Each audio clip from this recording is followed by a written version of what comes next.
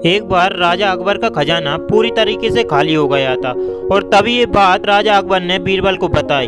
और बीरबल अपने राज्य में जाते हैं और एक व्यापारी को दरबार में लाते हैं और तभी राजा अकबर उससे पूछते हैं कि हमें आपसे कुछ धन चाहिए। और राजा की बात सुनते ही व्यापारी अपना सारा धन राजा को दे देता है और राजा अकबर उसका सारा धन लेकर उस बेचारे व्यापारी को अपनी घुड़शाला में घोड़ों की लीद उठाने के लिए लगा देते हैं। और फिर कुछ साल बाद राजा अकबर का खजाना फिर से खाली हो जाता है और फिर ये बात राजा बीरबल को बताते हैं। और राजा बीरबल कहते हैं कि महाराज हमें उसी व्यापारी को फिर से बुलाना पड़ेगा। राजा अकबर कहते हैं कि उसका तो हमने सारा धन ले लिया था, तो फिर क्यों।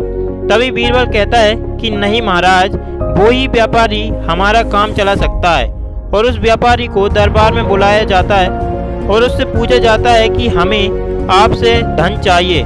तो तभी वो बंदा कहता है कि जी महाराज, पहले से 2 गुना ले लीजिए। और ये बात सुनते ही राजा अकबर थोड़ा आश्चर्य में पड़ जाते हैं और उससे पूछने लगते हैं कि हमने तो आपसे सारा धन ले लिया था, फिर आप इतना सारा धन कहाँ से लाए। तभी वो व्यापारी हंसते हुए कहता है कि महाराज, आपके कुछ सिपाही और मंत्री धन का हेरफेर कर रहे थे और मैंने उन्हें पकड़ लिया और कहा कि मुझे भी इसमें से कुछ मोहरे दो, नहीं तो मैं आपकी सारी पोल राजा के सामने खोल दूंगा।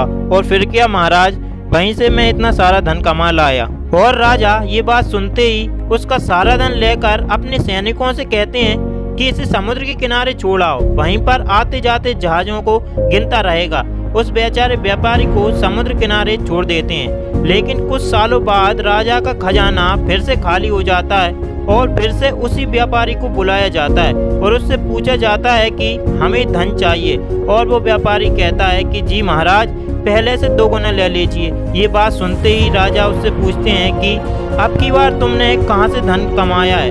और तभी वो व्यापारी कहता है कि महाराज, आपके उन जहाज़ों में काफ़ी सारे काले धंधे चल रहे थे और मैंने उनसे कहा कि राजा ने मुझे यहाँ देख रेख के लिए रखा है, मुझे भी इनमें से अपना हिस्सा दे दो, नहीं तो आपकी ये सारी पोल राजा के सामने खोल दूंगा। फिर क्या महाराज, वहीं से कमा लाया इतना सारा धन। ये बात सुनते ही राजा बहुत खुश होते हैं और उससे पूछते हैं कि आप ये सब कैसे कर लेते हो। तो उस व्यापारी ने कहा कि महाराज, इंसान के पास सिर्फ संभावनाएं खोजने की शक्ति होनी चाहिए, फिर भले ही उसके साथ कैसी भी परिस्थिति क्यों ना हो, वो सबको मैनेज कर लेता है। तो दोस्तों, इस कहानी का मतलब ये है कि हमें संभावनाएं खोजते रहना चाहिए। वैसे आपको इसके बारे में क्या कहना है, हमें कमेंट्स में ज़रूर बता दें।